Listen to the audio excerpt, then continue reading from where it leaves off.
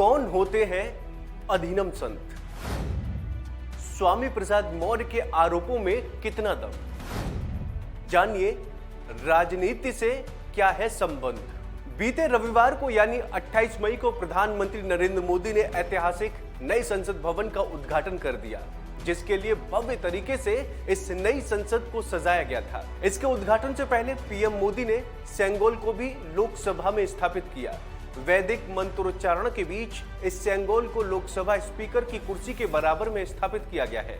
इस भव्य आयोजन का गवाह सिर्फ भारत ही नहीं बल्कि दुनिया के कई देश भी बने।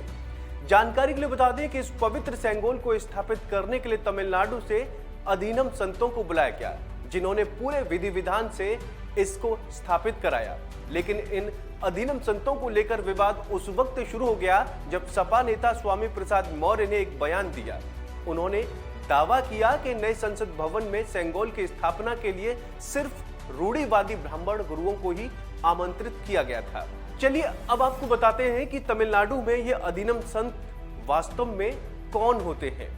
दरअसल अधीनम संत तमिलनाडु के गैर ब्राह्मण शैव मठों में रहने वाले लोग हैं।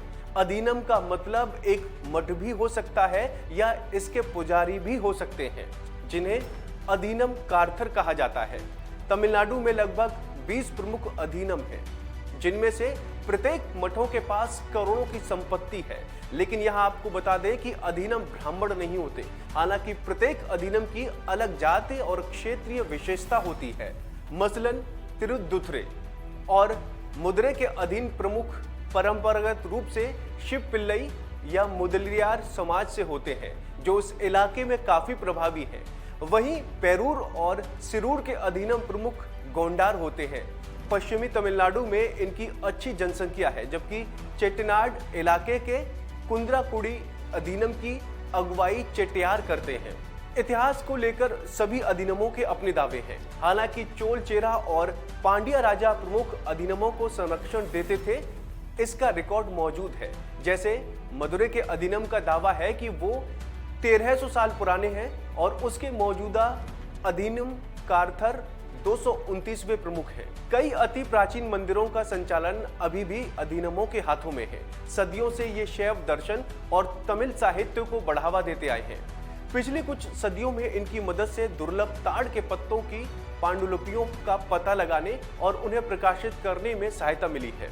कुल मिलाकर ये तमिल संस्कृति के संरक्षण और संवर्धन का भी काम करते आए हैं। आज भी अधीनम मूल रूप से अपने इलाके में धार्मिक और सांस्कृतिक मामलों को लेकर ही सक्रिय रहते हैं। वो आमतौर पर सक्रिय राजनीतिक विचारों से दूर होते हैं और न ही अपने अनुयायियों को अपनी पसंद के बारे में कोई इशारा करते हैं। अपवाद को छोड़ दें तो अधीनम खुद को राजनीतिक मसलों से काफी अलग रखते हैं। अधीनम संतों को ब्राह्मणवाद से जोड़कर सपा के नेता ने जो विवाद खड़ा करने की कोशिश की थी, उस पर बीजेपी के प्रमुख प्रवक्ता अनिल बलूनी ने प्रतिक्रिया दी है। उन्होंने स्वामी प्रसाद को यह कहकर आईना दिखाया है कि उन्होंने आरोप लगाने से पहले ठीक से होमवर्क नहीं किया था। भाजपा नेता ने कहा है, अधीनम जो समुदाय चलाते हैं वो पिछड़ी जाति और अन्य पिछड़ी जाति यानी ओबीसी की श्रेणियों में आते हैं। तमिल साहित्य का उनका एक गौरवशाली इतिहास रहा है, जो कि भगवान शिव के उपासक हैं। ऐसी टिप्पणियां करना इन पवित्र अधीनमों और हिंदू धर्म की विविधता का अपमान है। तो उम्मीद है आपको हमारी ये जानकारी पसंद आई होगी। ऐसी ही तमाम अपडेट्स के लिए आप देखते रहिए वन इंडिया हिंदी।